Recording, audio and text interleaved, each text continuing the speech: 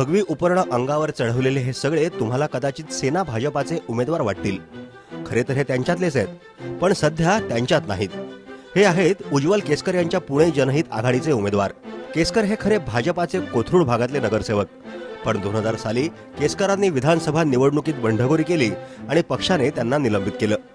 गोपीनाथ मुंडेंच्या अगदी जवळचे केसकर मुंडे पुण्यात आले की अगदी एअरपोर्ट पासून त्यांच्या बरोबरच असतात। आता या केसकरांनी पुणे जनहित आघाडी उभारली आहे आणि 25 पेक्षा अधिक जागा लढवण्याच्या तयारीत केसकर असल्याने ही आघाडी युतीसाठी डोकेदुखी ठरणार अशी चिन्ह आहेत। समाजामध्ये तज्ञ म्हणून काम करणारी, समाजामध्ये कार्यकर्ते म्हणून काम करणारे, ज्यांचं समाजामध्ये योगदान आहे, अशा सगळ्या लोकांना निवडणुकीच्या राजकारणामध्ये एक व्यासपीठ उपलब्ध करून द्यावं।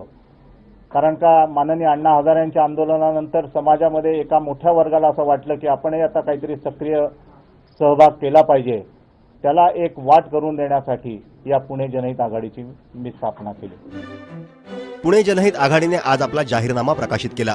आजपर्यंत त्यांनी 6 उमेदवार जाहीर केलेत। हा आकडा 25 पर्यंत जाईल असा त्यांचा दावा आहे।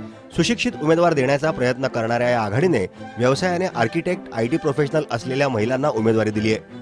पुण्याची वाहतूक व्यवस्था आणि टाउन प्लॅनिंग यांच्यावर आपला भर असल्याची घोषणाही त्यांनी केली आहे। विनय हर्डीकर हे या आघाडीचे समन्वयक आहेत। पत्रकार असणारे हर्डीकर यापूर्वीही जनसंघाच्या काळात आणि नंतर शरद जोशींच्या शेतकरी संघटनेबरोबर राजकीय चळवळीत सक्रिय होते।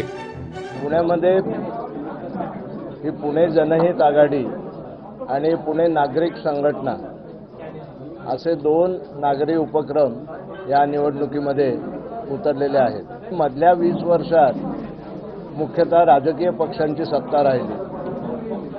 त्यांच्यातली गटबाजी, त्यांचा उर्मटपणा, त्यांच्यामधला भ्रष्टाचार याला आता लोक कंटाळलेले। त्यामुळे एकाऐवजी जर 2 नागरी संघटना किंवा नागरी उपक्रम या निवडणुकीत उतरले तर त्यांचं एकमेकाशी सहकार्यच राहील। आणि मला असं वाटतं की प्रस्थापित स्थानिक राजकारणाला कंटाळलेले मतदार मोठ्या प्रमाणावर उत्साहाने आम्हाला पाठिंबा देतील। उज्ज्वल केसकर यांच्या या आघाडीचा खरा फटका बसणार आहे सेना भाजपाला, आणि तेही त्यांच्याच बालेकिल्ल्यात कोथरूडमध्ये। पाहायचं इतकंच की या मतविभागणीचा फायदा मनसेला होतो का? मधल्यामध्ये काँग्रेस आणि राष्ट्रवादी खुश आहेत। कितीही नगरसेवक निवडून आले तरीही ज्यांची सत्ता येईल त्यांच्या जवळ जाणं केसकरांसाठी अगदीच सोपं ठरणार आहे। तुर्तास इतरही पक्षातल्या बंडखोरांसाठी या आघाडीचा एक नवा पर्याय तयार झालाय। मयुरेश कोंडूर, स्टार माझा, पुणे।